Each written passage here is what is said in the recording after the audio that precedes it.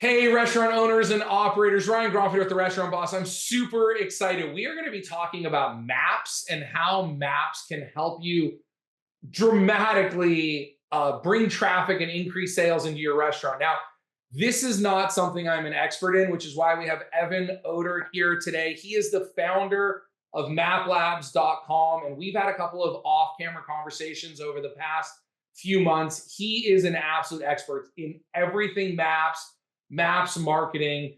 And I'm just really excited to hear from him here today and share some of this information with you. So, Evan, why don't you quickly say hello and then I'll kind of set up where we're going to go with today. Excellent. Well, thank you for having me, Ryan. I'm excited to speak to your followers here today. I'm the founder of Map Labs. I started the company coming up on 10 years ago with the goal to help businesses really to thrive on local search and to really figure out how that impacts the real world. So I'm excited to share some perspective and some ideas here today for your followers. Awesome. Thank you so much. And the reason I'm so excited to have you here today is, we've seen this transition and my operators talk to me about it all the time. I've seen it, but I haven't really known how to leverage it, which is we're getting a lot more reviews on Google Maps. Like it used to be like Google Maps was sort of this thing that was like, this is how I find a place. Maybe I get a phone number, maybe I can see their hours. But over the last few years, it's like Yelp and all the other places, you get a trickle, one or two a week. You might have 75, 100 total reviews, but it's like you can have 5, 6, 700 reviews on maps. And that's not even putting effort into it. That's just happening naturally. So I'm sure there are ways that you have found that we can leverage the popularity, maybe the searchability of those maps, but give us some pointers here. Yeah, sure. Well, just to kind of openly talk about it, right? Whenever I bring up this topic of maps marketing to people, they always go, "Oh, so SEO."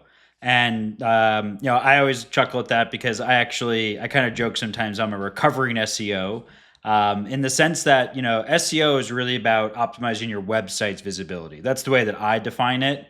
Whereas maps marketing is more about getting your business profile in front of as many people as possible. And the inputs are different, which is why I classify them as different marketing strategies or marketing channels, right? And so we've all been there, right? We're looking, even in our personal lives, like we're moving right now from being a restaurant owner. I think we've all done it, right? We go to Google, we search for something for that has a local intent, and we go right to the map, read the reviews, look at the pictures, call the business or request directions, walk in and spend money, right? And so the most fundamental thing that I try to get businesses to really think about when they're approaching maps marketing is to really just look first at that business profile as a landing page, right? Thinking about that user experience is really a great first step for any business to take because that, like it or not, is basically your first impression today. It's not your website, it's not your Instagram page or your Facebook page often. It's really actually that little, card that shows up in a search result. And so that can really make or break the success of the channel and also, help your business to generate revenue and attract customers or quickly detract them. Reviews is go Let me ahead. jump in there really quick because it's funny. I think something just clicked for me that I never really thought of. Like if I'm Googling a restaurant because I need a phone number or something like that, what's going to naturally happen, and again, it never clicked to me, like depending on how accurately you're searching for that restaurant, they're going to show up on the left side in that list form. Yeah. But that big giant map picture shows up naturally on the right side. That Yep. literally just clicked for me when you said that. Yep. And in our industry, some people refer to it as like the new homepage, meaning that like that is actually the first touch point that most consumers are going to have with a local business. Because they haven't clicked on anything yet. They're not Yeah, on the website yet. So they're already seeing reviews, stars. They're exactly. already forming an opinion, is what I'm Exactly. hearing from you. And that makes perfect sense. Yep. There's a ton of analogies out there. Some people refer to it as it's like your dating profile. It's like, you want to have the best headshot, cover photo. You want to make sure the information's accurate. But that really is actually going to be seen by more people than you may realize. And so, we think of it like that, like, hey, first step, landing page optimization as a lens to look at your profile through. It's shocking to me how many businesses will audit, and it's something we do for free for enterprises is showing them like, hey, like let's look at your profile and let's just look at it objectively. And what we'll find is like, hey, you haven't added pictures ever, or in the last 7 years, or in the last year, right? And so, but then you go to their website and they have these beautiful images, or go to their Instagram and they're posting daily. And so it's one of those kind of often overlooked elements of the channel. And the data tells us that actually more people will view your business profile than anything else that you're investing in. And Google's own data also tells us that about 60% of searches never leave a Google search. So that idea that like they're going to go to your website and they're going to find that key piece of information, that the user's going to dig and hunt for it, is kind of like a fallacy, because they're not. 60% of people are going to Google something and never even leave the search result. So they're going to use the business profile to actually make their entire purchase decision basically more than half the time. Interesting. What's again, what I'm saying is like, it's kind of one of those things of like, until you know, when you don't know Yeah. how to ride a bike and then you do know how to ride a bike, like everything you're saying are things I do all the time, but I just Yeah. never correlated that what you just explained is that like I've done it before. I've looked for a restaurant, I've seen that, I've seen bad pictures or bad reviews, and I've made a decision instantly to go somewhere else, or vice Exactly. versa. It reaffirms, hey, yeah, this is a good choice, good pictures, good reviews. Phone numbers right there. I don't need to visit their website. Address is right there. I don't need to visit their website. And even we work with some really famous multi-concept restaurant groups, some who consider themselves like the most famous restaurants in North America. And the ironic part about it is like, even if people know who you are and they Google you, that page still has an impact on your brand, right? So I often like to think of Maps as like this holistic marketing channel. It can acquire customers, it can communicate, it can also affect branding, right? So like it's funny, if you go to like a McDonald's business profile, the brand looks like shit. And so it's like this kind of idea that it can actually do a lot of different things But their simultaneously. website's probably fantastic. Oh yeah, their They've website's spent millions and millions of dollars on their website. yeah. And so that's the way that I like, that's my first approach, right? When I think about like what can we do to improve a business profile, the very first thing I think about is user experience, right? Because whether you're trying to grow your business or you're trying to just maintain the market share you have, your business profile is ultimately going to reach a mix of people based on their intent. Some people are going to know who you are, other people are going to be just starting their search, and other people may not have visited in a while and they're coming back for the first time, right? And so Maps as a marketing channel, as a marketing asset, really has that ability to do a lot of different things simultaneously. Awesome. Awesome. What And else you got so for us? yeah, and so that's kind of like the way that I start thinking about Maps marketing is like, okay, this is a unique asset in my marketing mix, right? So we have our website, we have our social media pages, maybe we do some Google advertising, maybe I do offline marketing, right? We need to start thinking about our business profiles as a marketing asset that is unique and has its own requirements. That's where, again, like I really segregate search engine optimization or SEO from Maps marketing. You can obviously argue, and it's obviously like a derivative concept of SEO, but like the way you would optimize your website is totally different than the way you'd optimize your business profile. And so today I want to share a couple ideas for restaurants that we've seen work time and time again. As we've discussed in our previous conversations, these things work very consistently, but they're not going to cover up operational gaps, right? If you serve bad food or your customers just don't like your product or the servers or the service that they're getting, this isn't going to fix that. But if you run an operationally strong business and you have a good product, a good service, these things are going to generally work 9 times out of 10. These are Yeah. not things, though, that are going to necessarily make you number one for the exact keyword that you want.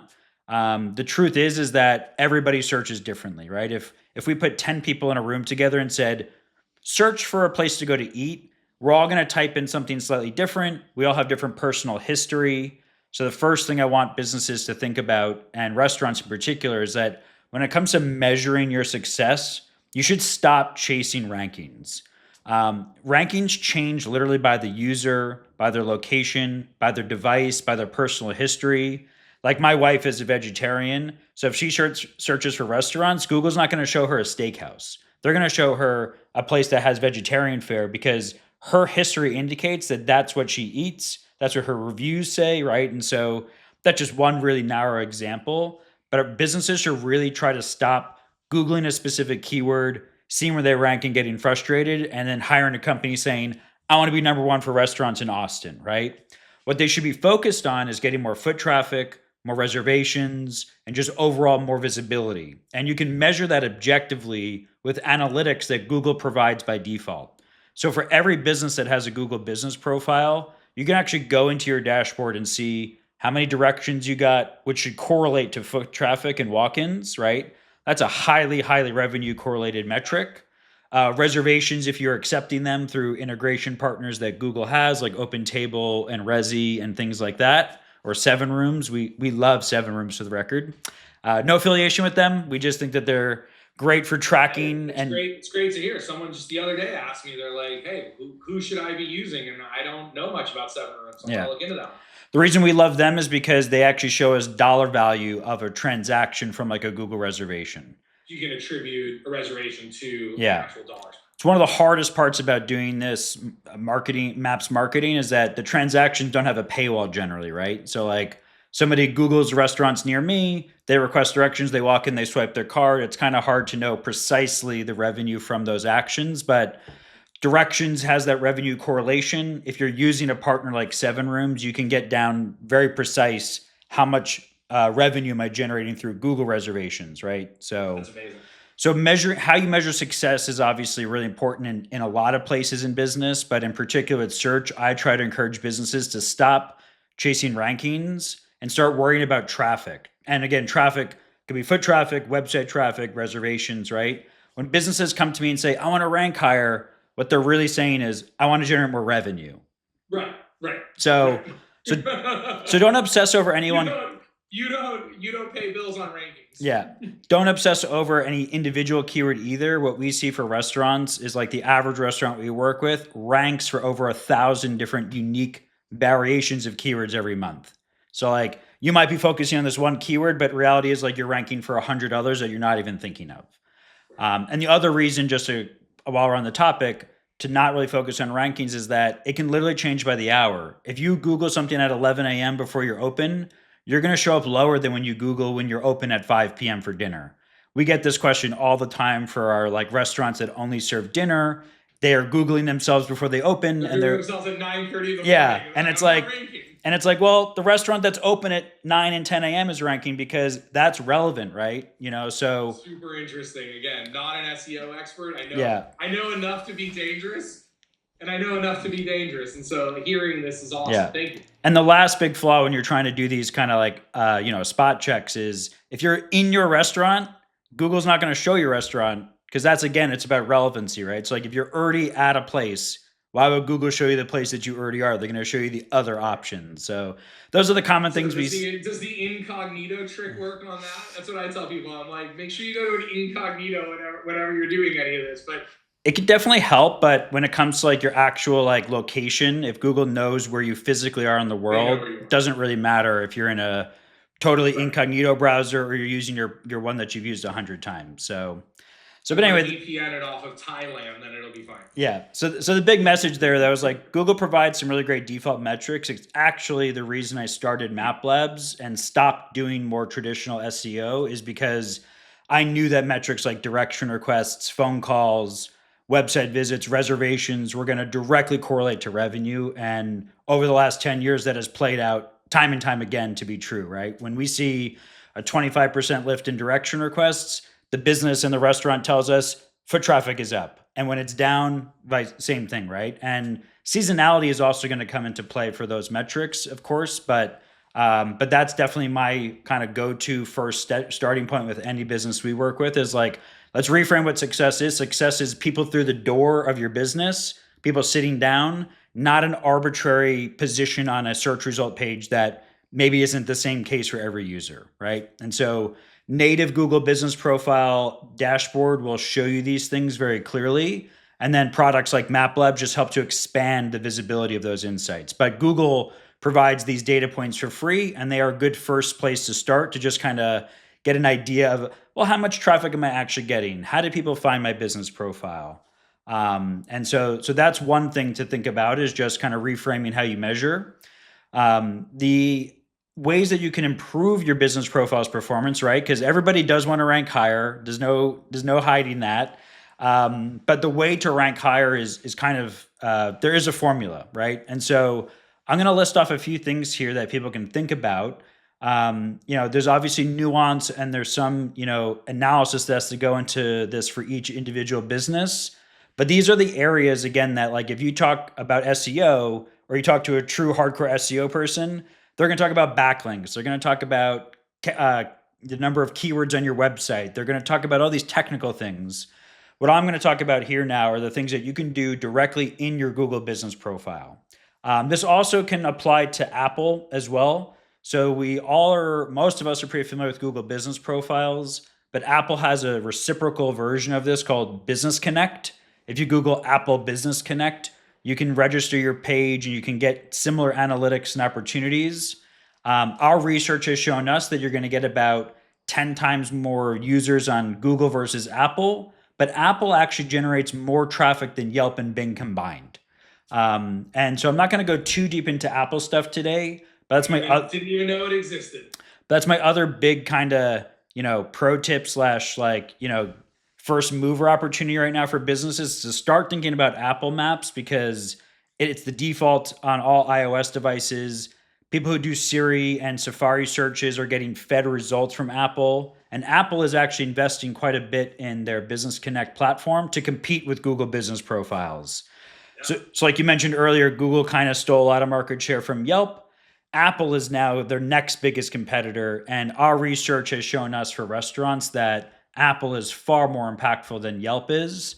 And that's not to say don't worry about Yelp and stuff, but Apple is firmly the number 2 local search platform from what we can see in our analytics.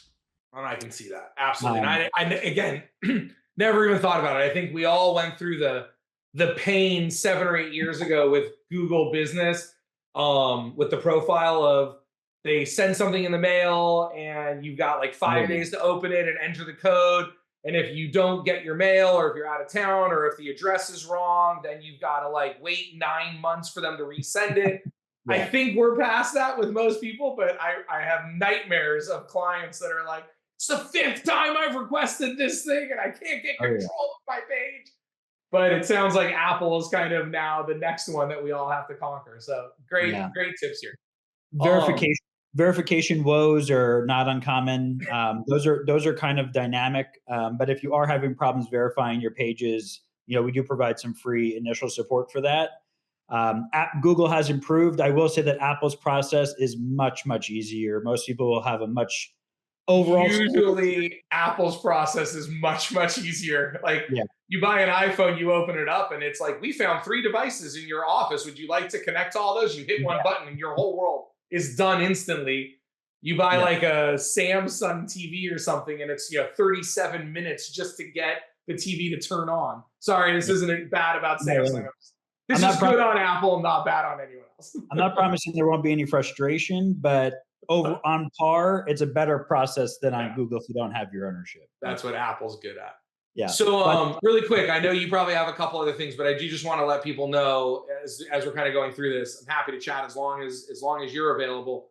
But if you are interested in kind of what you're hearing here, and you're not the kind of person that loves doing things on your own, check out it's maplabs.com.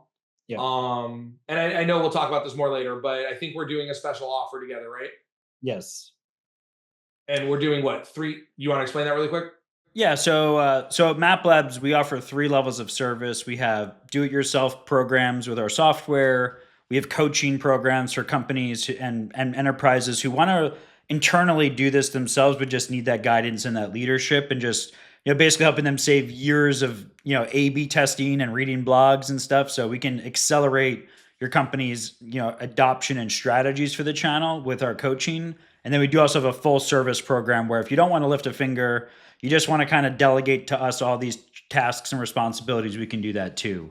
For the restaurant boss, we're offering a 90-day upgraded access to our software. So normally we have a 14-day trial. What we're offering to Restaurant Boss followers is a 90-day trial with no restrictions. You can have as many locations, as many users as you want.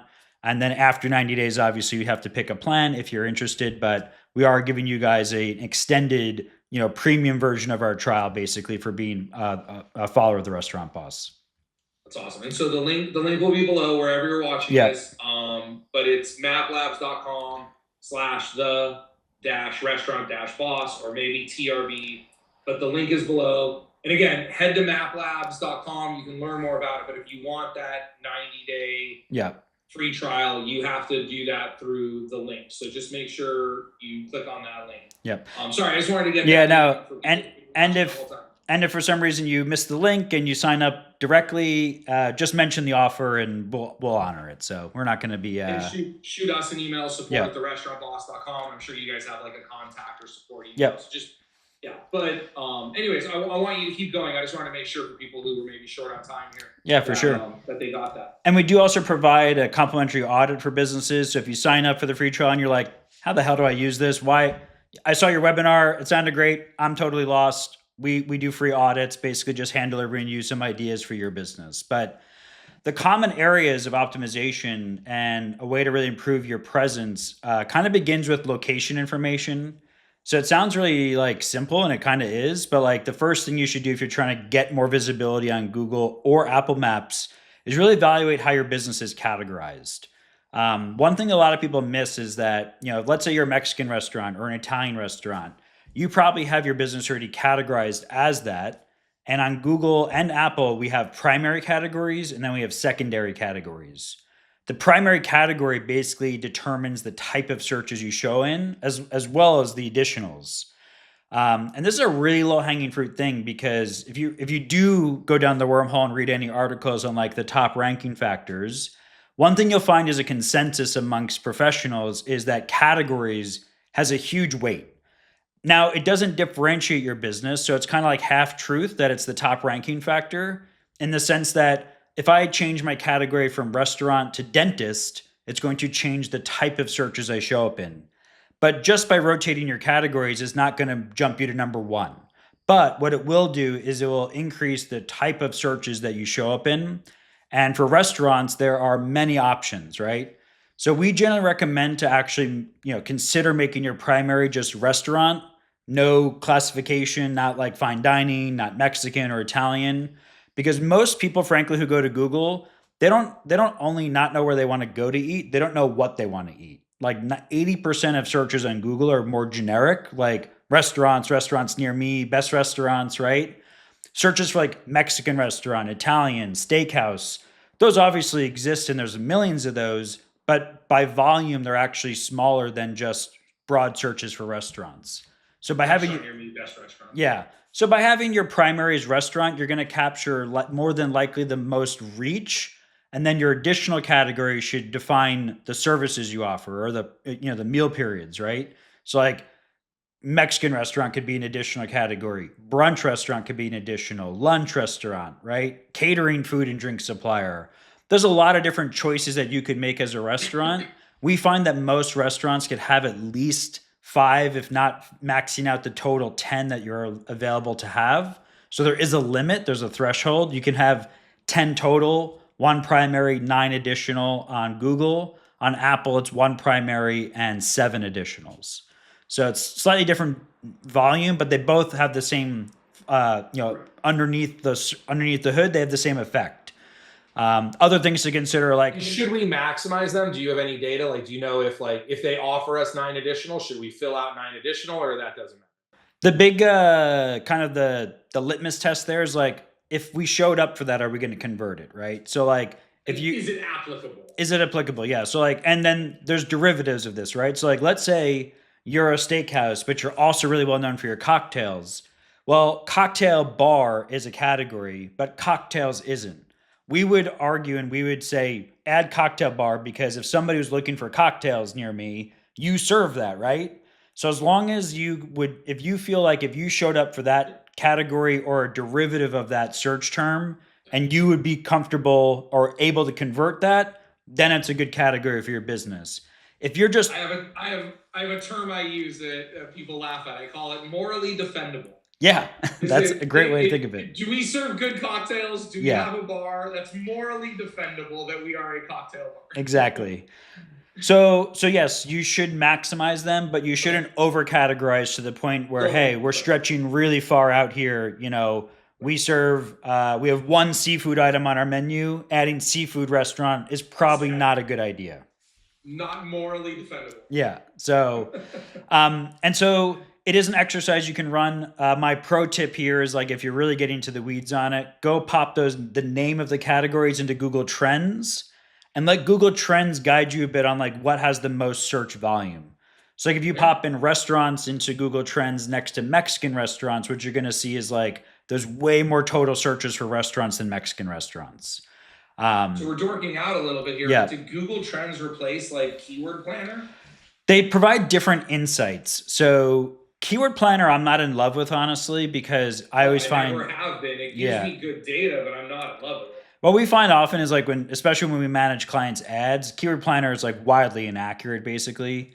But Google Trends is definitely more of like a good pulse of a market, right? So if you go into Google Trends and you type in anything, it's going to show you very interesting data around like when is peak season, when is low season, and you can set it by location, by country, by city. So depending on how you filter that out and what you put in is going to give you different results.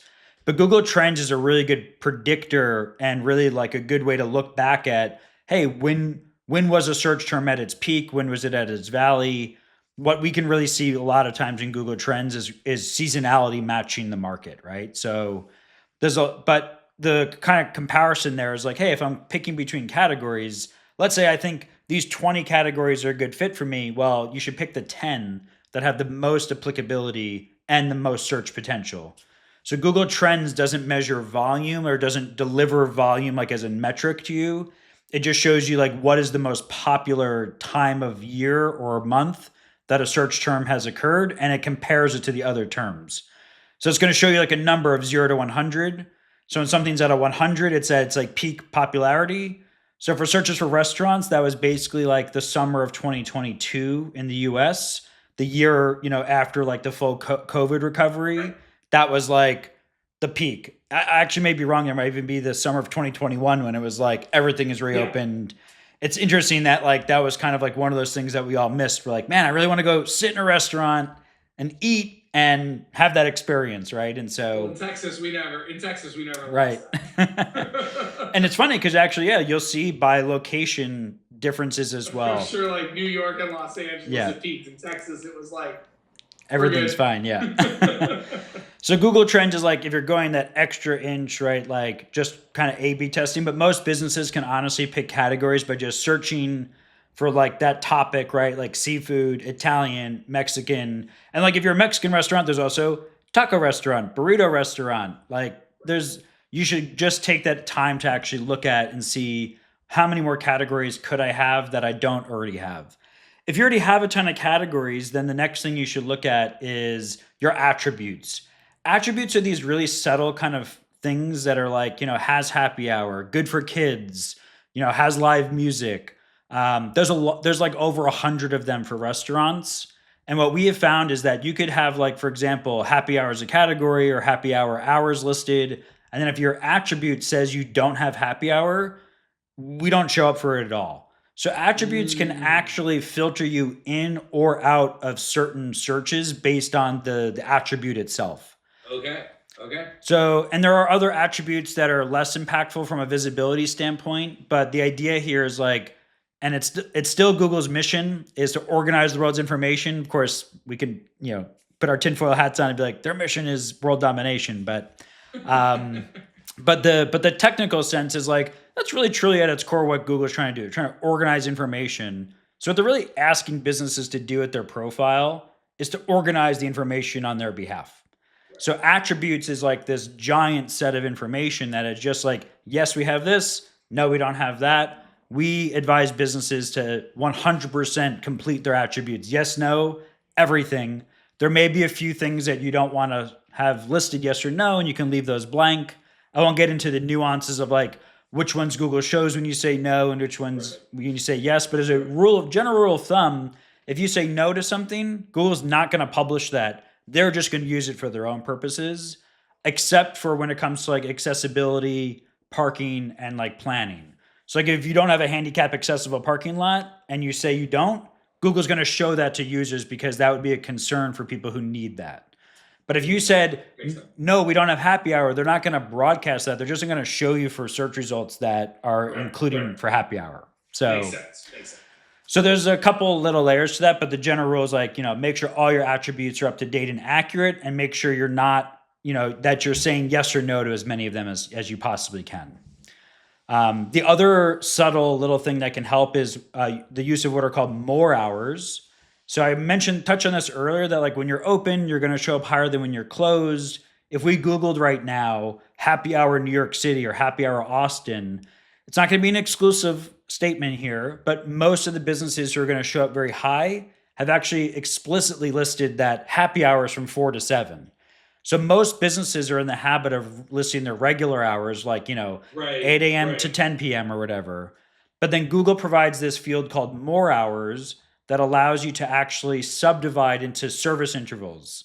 So they have a happy hour, they have a brunch, lunch, dinner, kitchen, delivery, takeout, right? And so by actually adding those in, it gives Google more information and more context. So if you show Google, hey, we're open for happy hour from 4 to 7, Monday to Thursday, you're going to get more visibility Monday to Thursday during happy hour because Google knows when happy hour is. Awesome. This is awesome information. Yeah, I love this. I'm learning so much. There you go. And that's a really easy one, to be honest, because it's just another layer of your hours. But again, it's about that information layer, right? So Google might know based on your website, your menu, your reviews that you have happy hour. So it doesn't mean you're not ranking for it, but because the time of when you offer those things is super relevant, adding that more hours context gives even more weight to it.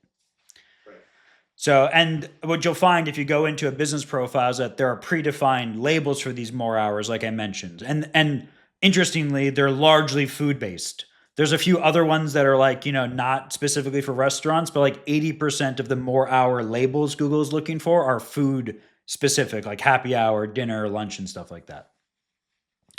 So if you were saying, hey, we're really packed for dinner, but we want to really boost lunch, well, make sure like lunch has its space for the hours. But I wouldn't exclude anything, right? Like more is better than less, basically, when it comes to things like this. Last few bullet points I'll just kind of run through here. And again, these things work consistently for businesses that, again, are operationally sound. Just by adding categories and more hours, you're going to see an increase in views pretty much, within the first like 30 to 60 days. But if you don't convert those views into actions, then you might not see that last. So, the real big secret sauce for long-term visibility growth is converting the views that you do receive. That's how like businesses who don't do any SEO, don't do any maps marketing. Like my favorite example is like there's this taco place in Portland that always has a line around the corner. Their listings are not optimized, but they're always number one because Google knows that that's the hottest taco place in town, right? So the engagement from users is the most important thing long-term for sustaining growth. These strategies that I'm outlining here are ways to promote visibility, but you're only going to retain it if you also convert that into actions. So what are we considering like a conversion? Is just the same phone, like if a phone searched and then that phone is in the geo-fenced area 30 minutes later, like is Google going to call that a conversion? That is definitely the strongest signal. So Google does use like GPS data, but that would be like, yeah. So, and that is actually the most important thing. And the way that we would see that on our end is like, how many navigation queries did you get? And then of course the final result, which is hard to measure from our end, is did they actually show up to the business? But Google does know that. So like when you're requesting directions and you're getting navigation and then you finish the navigation in the business, that is like gold for optimization. And so every time that somebody makes an engagement like that, it has a huge weight. In fact, Google's patents show us that an action like that from a user is worth like 100 times more weight than like your category matching the search. So over time, by showing up in more searches and you converting them, you're effectively proving to Google that you're relevant, because when you show up, people come to you. Obviously, you're not going to convert 100% of searches, though, right? Like, it's not possible. There's a finite limit to how many diners you can serve, and then also, like, people have different flavors. They're looking for different interests. They might not pick you today, but maybe they pick you tomorrow. So we never worry about that too much, but we do look at, like, what is your overall view to action rate on the Google Maps, because it does inform us about how well received your listing is. And the way to improve conversion rates are things like uploading your menus, right? Google provides menus, gets menu sources from different places. Often we find that, like, third-party delivery platforms is like the default, which isn't great if you have only select items on your delivery and takeout menu, right? Or you've increased prices. Or increased prices. So a regular habit you should get into is uploading a PDF of your menu to your listing, and then converting that PDF into the text version of it. Mm-hmm. Extra bonus points if you can also provide an image of each menu item. It's shocking to me how many restaurants have some images of some menu items, but not all. So a great investment would be, hey, we're going to do a photo shoot of every item on our menu, right, then upload that menu to Google with the corresponding image. If you ever go to your business profile as a restaurant owner and you see a shitty image from a user next to the name of the menu item, this is how you fix that.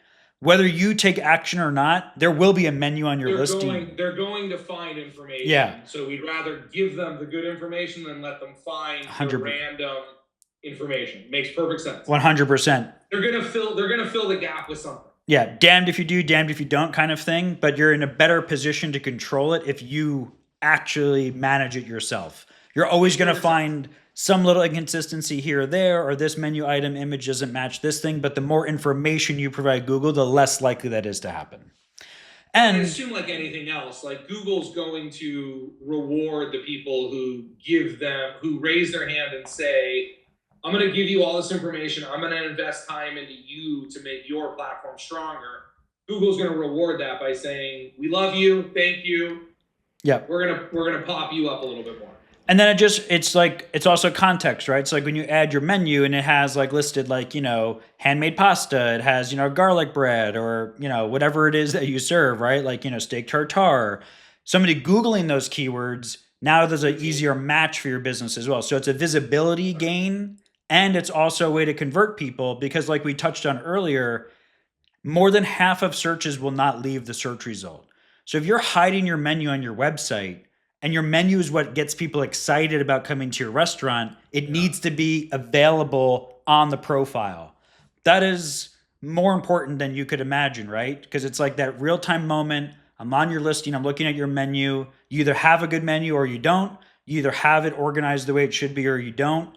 And my wife is, like, notorious for this. Like, when we travel a lot, and when she's on a business profile, it's like, you've got like a 60-second window to get her attention with pictures, with menu items. And then when she sees a menu item, and then when she sees a menu item that she's like, that's what I want, that's where we go, right? Right. And so that menu, not the obligatory 1993 grilled vegetable plate. Like, we need to do better than that. Exactly. Don't get her started on cauliflower steaks. Vegetarians. I was gonna say, right, the sliced portobello on top of mashed potatoes or something. That was the entire 1990s. Yeah. Was, oh, you're a vegetarian? We're gonna grill a portobello plate. Exactly. Good luck. So yeah, but that's fundamental, right? Like, and we've talked with a lot of restaurant groups who are like, no, we want them to go to our website to see the menu. And it's like, well, the harsh reality is they may never get to your website. So you have to think like your consumers, right? Like, I understand that wholeheartedly. Yeah, I want people to go to my website. I have more control there. But reality is that most people won't make it that far. So the menu is really, really important to have managed correctly and accurately. And Google is providing better tools for this over time. You can now upload a PDF and it converts it to the text version. But the catch there is, like, you're going to have to make sure your PDF is organized correctly. But if you're going to the effort to update the menu on your website, it's much easier than ever before to actually go into your listing and just sync it up. Similar to that, would be posting pictures. We touched on this earlier as well. It drives me up a wall when I audit a restaurant's business profile and they either haven't added any pictures or haven't added any pictures in a long time. We just onboarded a restaurant group who hasn't uploaded pictures to their listing in 8 years, but in the last year, they've posted 600 times to their Instagram. So activity is another way to generate visibility. So by just being active with your profile, you're giving Google more confidence and trustworthiness that your information is relevant because it's more recent. But the other kind of secret power of pictures here is, well, there's two parts. One, like we just talked about, it's going to make your listing more attractive, right? If you have better pictures, it's going to present your business in a better light than letting user generated content really rule the page. You're always going to have a mix of both. You're never going to you're never going to drown out all your user generated content, but Google does typically prefer to show owner provided images ahead of user images, provided that they're relevant, aka uploaded recently, and are in a very high resolution. So Google does give more points for owner provided content, and if it's in high resolution, it's a better image to show users because users will like a higher resolution image than a low one. The other superpower of images is that it goes through all of Google's AI. So when you upload a picture of a hamburger or a plate of pasta or a cocktail, Google can literally see what's in an image. And if anybody has, on your newsletter here has ever used any image recognition tools or has seen any information about it, it's pretty clever. Like you upload a picture of a dog and Google's like, dog, golden retriever. It can literally recognize objects in almost any circumstance. And so maybe an obscure dish that is like not so easily identifiable might not really give you any visibility. But like, the example I give there, right, is like, let's say you want to rank higher for hamburgers near me. Well, you better have a shitload of pictures of hamburgers on your listing because A, if people are Googling it, that's what they should see. And B, right, Google's AI is going to actually process the context of that image in their AI model and be able to see hamburger, french fries, beer. So if people are Googling those keywords and they can see those things in your images, it's going to lift up your visibility and help to convert people to your business. Yeah. Awesome.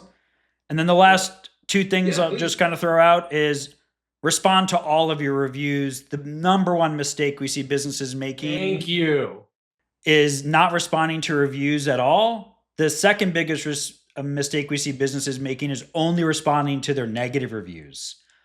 Can I ask you this question then? Because I hear it from people all the time and I don't have the evidence, but I'm just like, that's not what I've heard. People say, I've heard the opposite. People are like, I reply to the positive reviews, but I don't reply to the negative because I don't want to bring attention to those. And I'm like, that is just flat out wrong.